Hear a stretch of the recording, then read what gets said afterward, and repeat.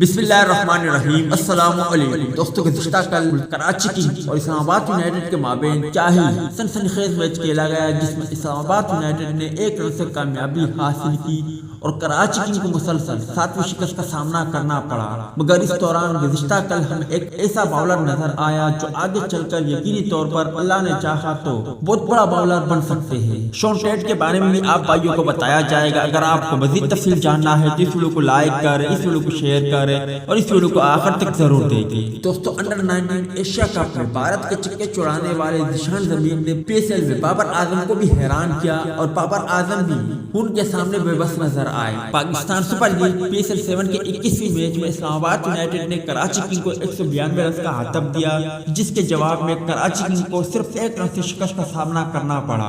دوستو، گزشتہ کل ذیشان زمیر کی بات کریں تو ان کے سامنے بابر اعظم بھی بے بس نظر آئے۔ گزشتہ کل ذیشان زمیر نے صرف 1.3 اوور کرایا۔ اس دوران انہوں نے انتہائی شاندار اور حیران کن delivery per O D I کے نمبر 1 بلے باز بابر اعظم کو بالکل بے بس کیا اور ان کی وکٹ حاصل کی۔ اس سے پہلے وہ شرجیل خان کو بھی لگ بھگ اسی میچ میں آؤٹ کر چکے تھے، تاہم فیلڈر نے ایک آسان گیند چھوڑا اور ذیشان زمیر دوسری وکٹ سے محروم رہے۔ اس کے بعد وہ انجری کا شکار ہو کر فیلڈ چھوڑ کر چلے گئے۔ یہ وہی ذیشان زمیر ہے جنہوں نے انڈر 19 ایشیا کپ میں بھارت کے خلاف میچ میں 5 وکٹیں حاصل کی تھی، جس پر شائقین کرکٹر اور سابق کرکٹر پہلے ہی کہہ چکے ہیں کہ یہ باؤلر انشاءاللہ بہت آگے تک جائے گا اور بہت بڑا باؤلر بنے گا۔